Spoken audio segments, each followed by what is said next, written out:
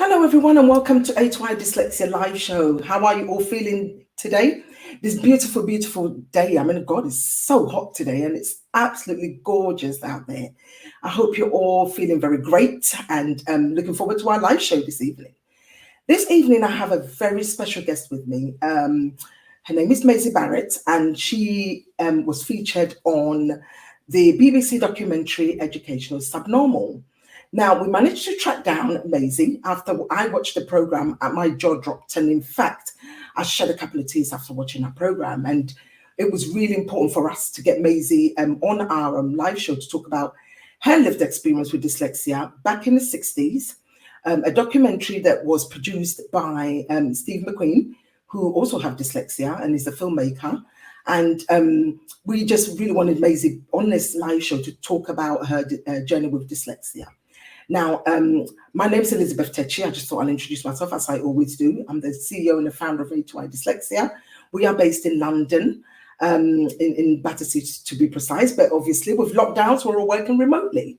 So I just really want to welcome everybody who's joined us this evening. Just want to say that if you have joined us, you can share, or we will be very happy if you could share the live show and of course subscribe to our channel. As we air the program, obviously people do drop some comments and questions. I do have severe dyslexia, so I will try my best to read all those big fat words that sometimes appear on there.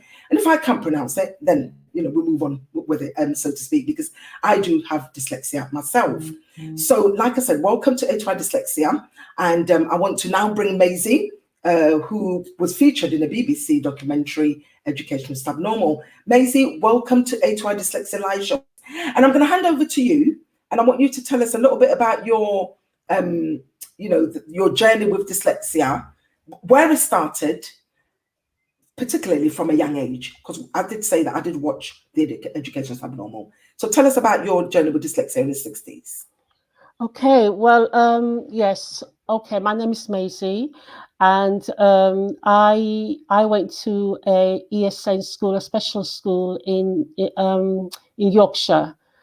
I was assessed, and they told my teacher that I was backward, and I had to go to a special school. And when I went to the special school,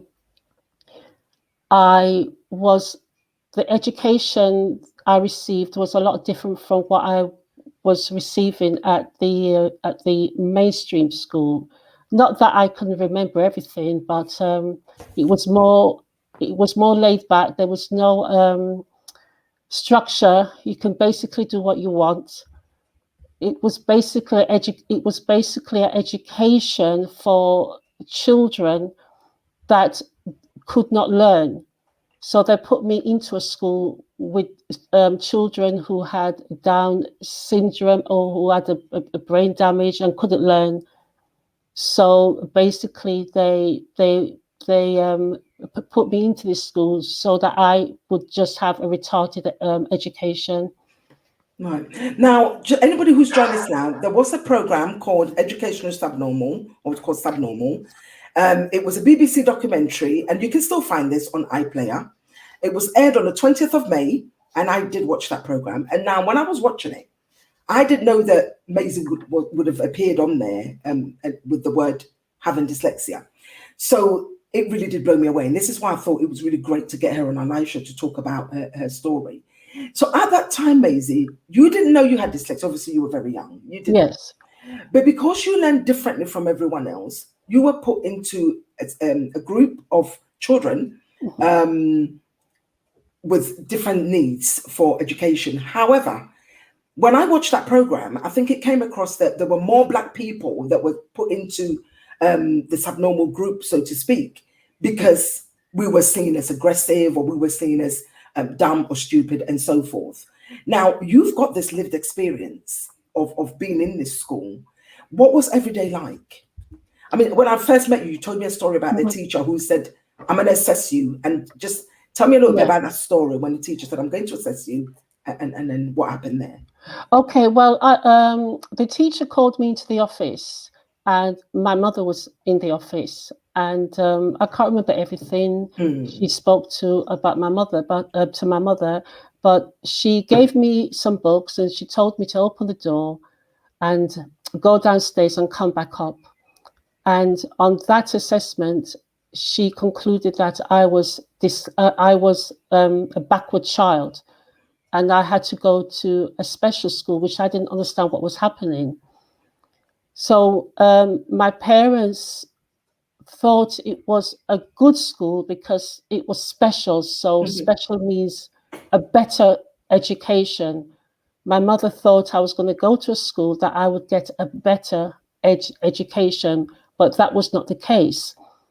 She didn't understand. My parents really didn't understand because they believed the system would help me and help me to learn better because I was very slow at learning. But there was nothing wrong with my brain. All I needed was that extra support to help me, extra um, strategy to help me to work towards or perform according to my intelligence. But when I was sent to the special school, I was not given that tool to learn. So when I left school, I couldn't read or write. Even when I was 30, I couldn't read or write. By this time, I had 3 children. So how was I going to teach them? How was I going to read to my children? When the relationship broke down, I decided that I better start learning now because I may not have a future.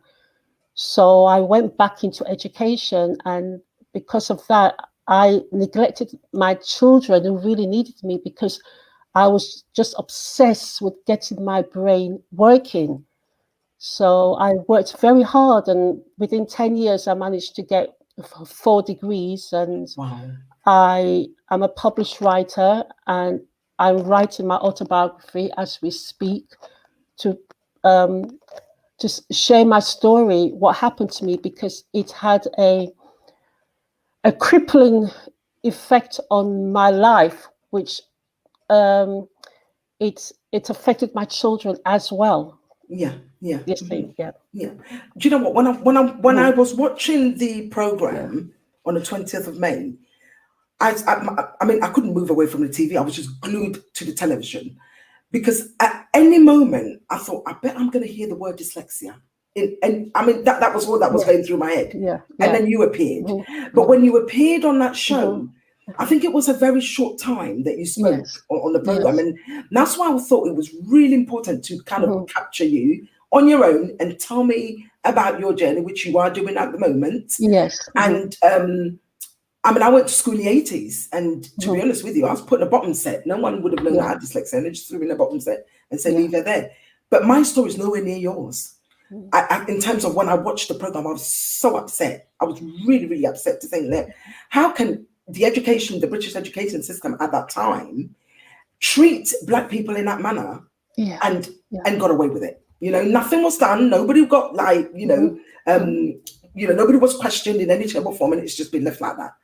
And I just think it's really, really upsetting to have watched something like that. And it's, I think having you today, you can literally tell us a bit more about what the education system was like. And I wept that day, and I was like, this is so wrong. It should never have happened, And just to flip it back now, nothing's changed since the 60s in a way, because our young boys and young girls that, that may have specific learning difficulties are ending up in Peru, which means that not much has been done in terms of, Black and dyslexia. And this is why I would shout from the top of a mountain to do so much for the Black community, because we are not stupid. We are not dumb. We have dyslexia, just like, other people have dyslexia. So why you would treat us different, that's just beyond me. But anyway, that's another story for another day. But, it's great to have you here. And there is, I'm still saying to a lot of Black people within the community, if you've got dyslexia, you need that help, go for it. Don't let anyone treat you any less or tell you that it's any different. Yeah. So what was it for your, what was your parents' understanding?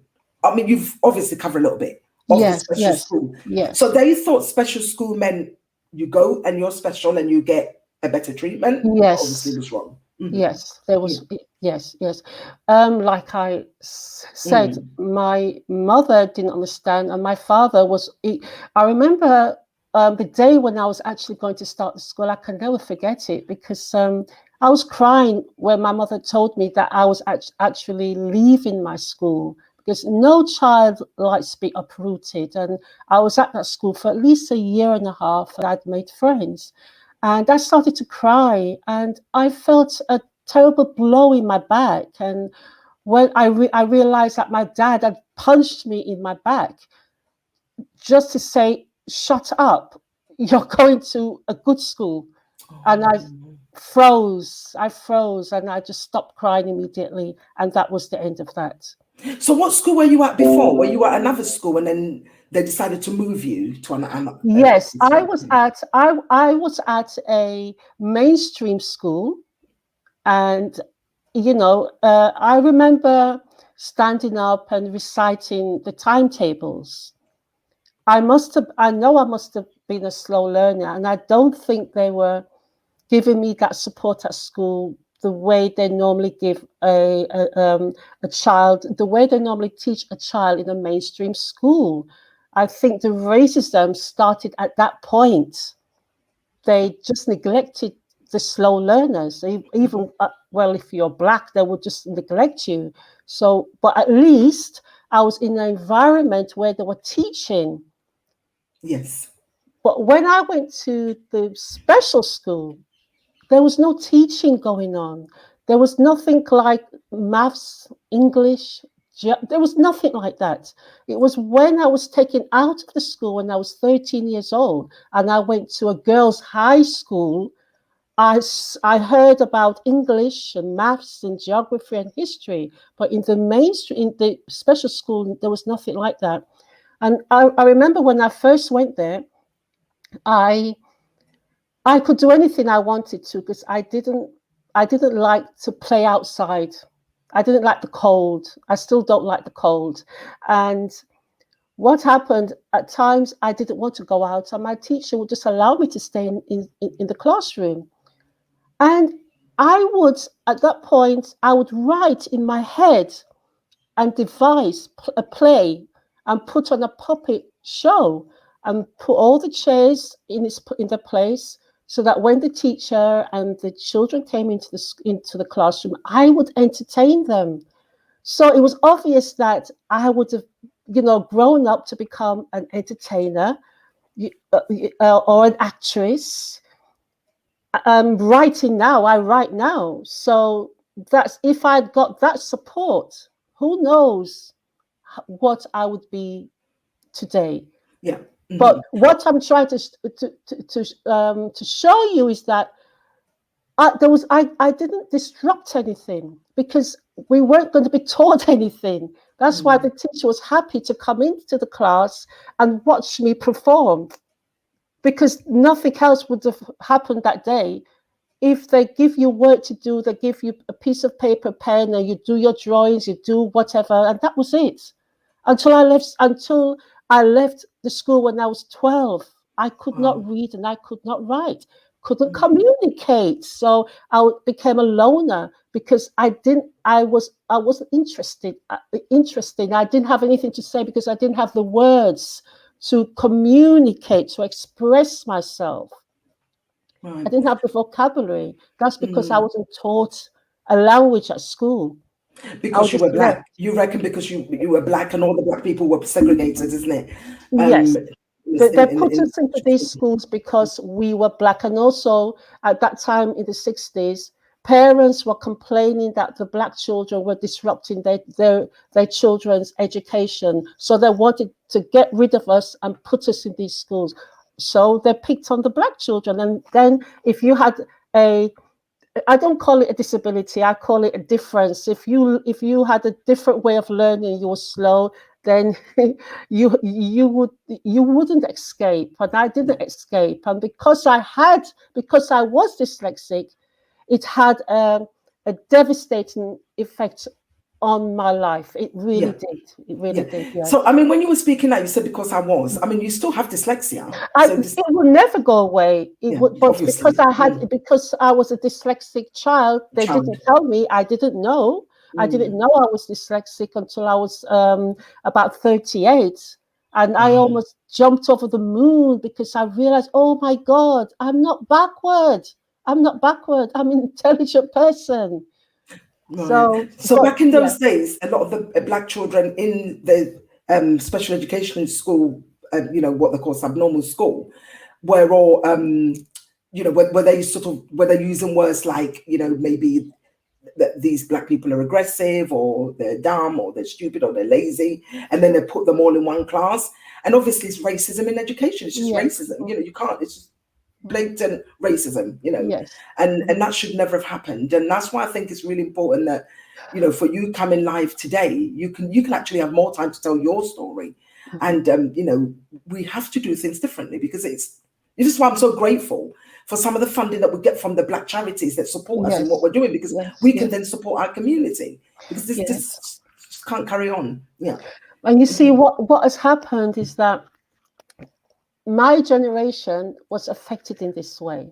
So now we go on and we have children who it affects them, and they have children who it affects them. And so my generation, when you see a lot of children who were taken out of mainstream schools and put into special schools, it's because it may have happened to their parents. Yes. And it's just like a chain reaction. And it Yeah. was deliberately done to suppress some black people so they can do the menial work or the Yes. labor work. Because when my parents came from the Caribbean, they came because after the Second World War, to help rebuild the economy. So they came to do nursing jobs and to work on the buses, to clean the streets, would do work in factories. So they wanted their children to remain at that level in society and not move up the social ladder. And that is what happened. So when I went to school, when I left school, that's all I could do. Yeah. But Yeah. And I of always course, knew it wasn't me. I knew it yeah. wasn't me. I knew I was destined to do something bigger. Yes, of course. I hear Yeah, this story all the time. I was yeah, diagnosed at uni, and so yeah, many people that have been on our live show, yeah, particularly I think a lot of black people that have been on my live show, were all diagnosed at uni. And I'm yes, like, well, why is this is kind of carried on? So there's a lot of people that if they didn't go the uni route, then what? What's going to happen with yeah, those that have got specific learning difficulties, or any other condition, yeah. so to speak? I would have Um, known if I didn't go to university. I would not have known. I would not have known. I would just continue to believe that I'm different from my family. I'm different from other people. I wasn't born with intelligence, and it's affected all my relationships. It really has. It's made me into a loner, to be honest with you. This Yeah, is heartbreaking. And it yeah, was heartbreaking for me when I watched the program. And I just really want to say thank you so much to Steve McQueen for, yes. bringing this I'm grateful forward. to him. I really Really. am, because do you know, I would not have known. I did not know. I knew I went to a special school, but I did not know I had a subnormal education. I used to hear about it and I thought it was other people. I didn't know. I didn't know the education because I couldn't remember what it was like at school. I didn't know.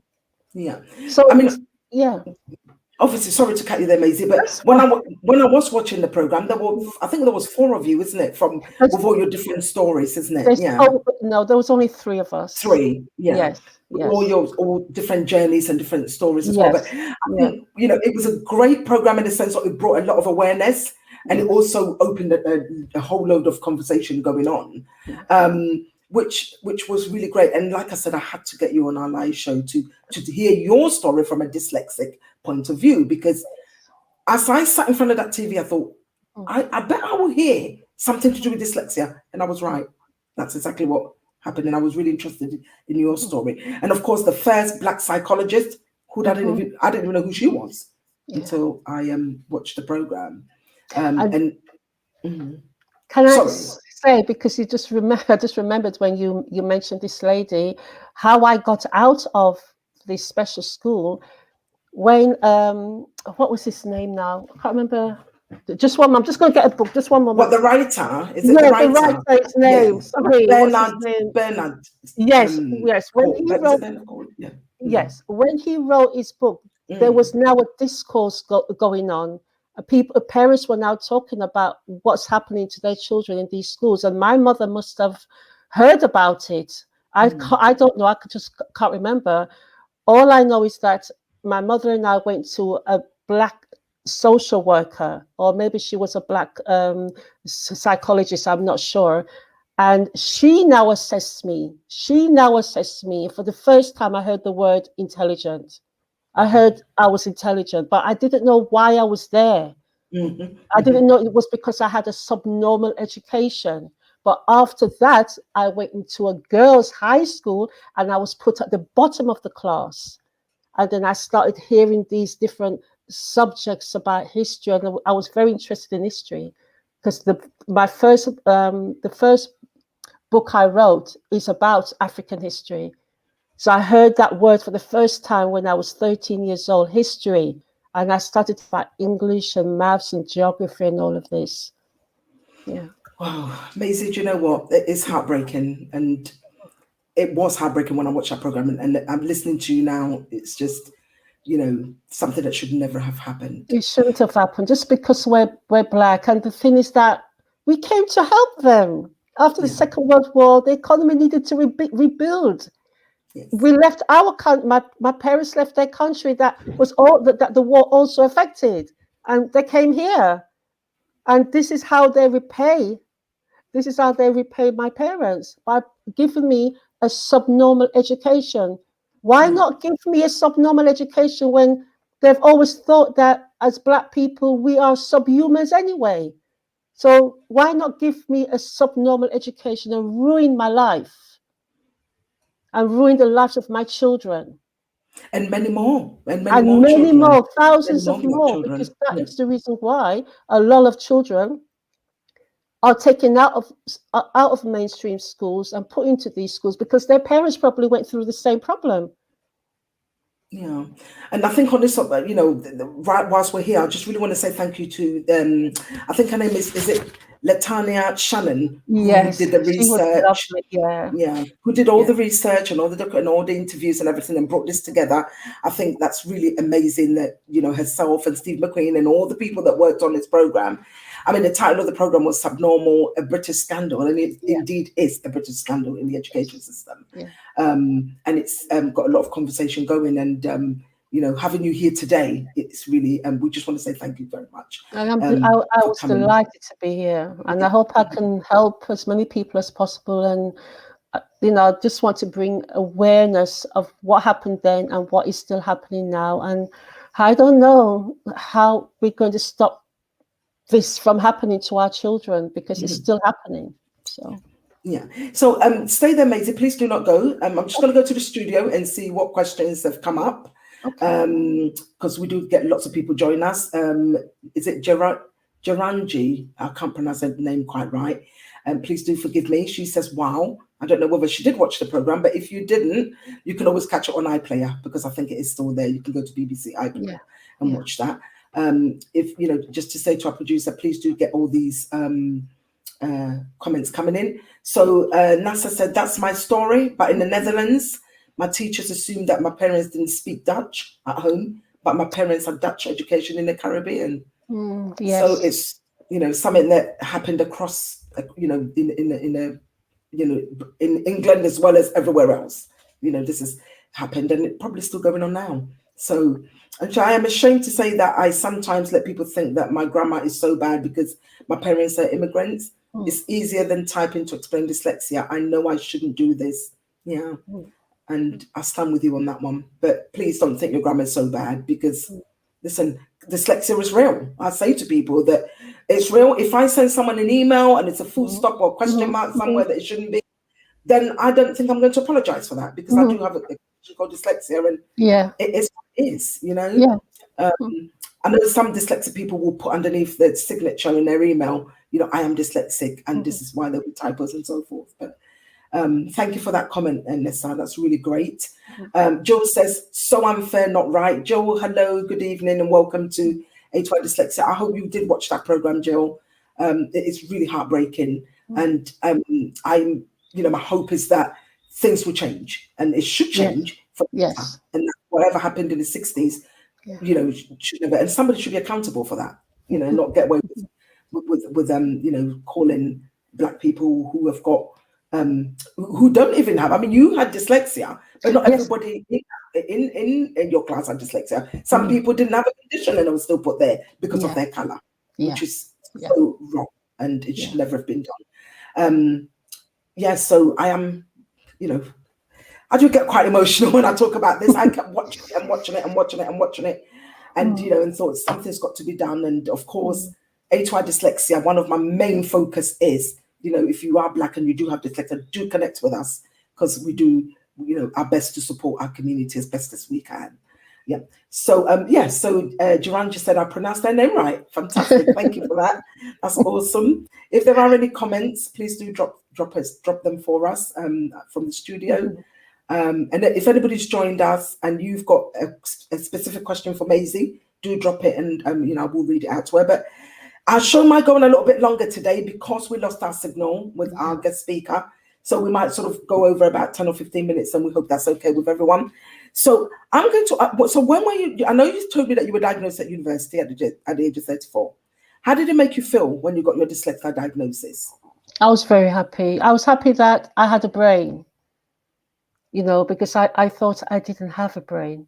When I was a little girl and the teacher would read, I opened the book, and the words, it didn't make it, there was nothing in the book. I didn't understand anything that was there. It was just like black lines on white paper.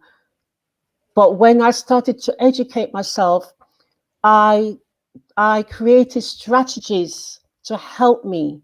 I'm a kinesthetic learner. I don't know if you've heard of that word. I learned by movement. So when I went to college, I'll be chewing a chewing gum or moving my feet or something like that, and to stop me from sleeping. And eventually, I started to learn because I was at school the whole time. I was at college the whole time, you see, and that was what happened. I forgot the question. Can you ask me the question? How did it make you feel when you were diagnosed when you got your diagnosis with dyslexia?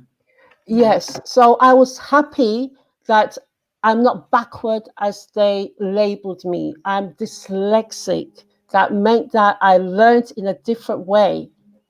That meant I learned differently.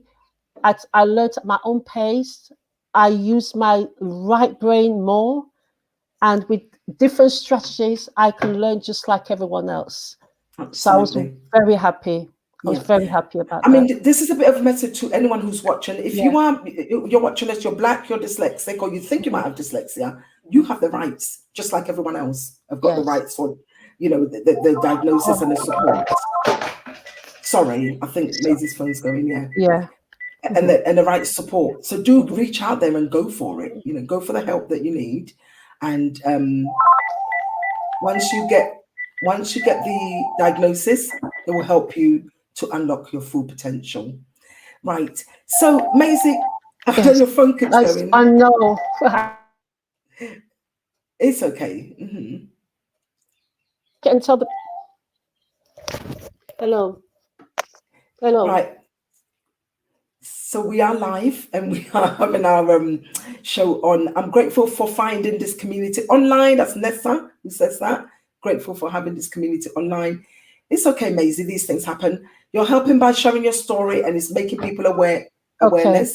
So that's from Marcia. Marcia's great campaigner for dyslexia from a cultural perspective for Black people or people of color. And she's doing amazing work, and she works with she is part of the BDA perspective cultural group that's bringing awareness for dyslexia within the Black community and so forth. Just before we go, Maisie, what message would you have for a dyslexic child? Oh, just if you are. Sorry, let me rephrase that. What Yes. message would you have for a Yeah. Black dyslexic child? If you are dyslexic, just be proud. Know that you just learn differently. Everyone's different, so we all learn differently. Everyone's got different. It's not even a disability. Just know that it's not a disability. It's just the way you learn. Because think of all the famous dyslexic people, and even yourself, Elizabeth. We are we can be successful with the right tools and the right strategies to help us. And also, when you grow up, study something um, that you're passionate about, because that will help you to learn better. When I went to university, I did Caribbean studies and creative writing because that's what I was passionate about. And people were saying, "Why are you doing that? Why don't you do IT? I can't do IT." Whatever you're passionate about, that will help you to learn better.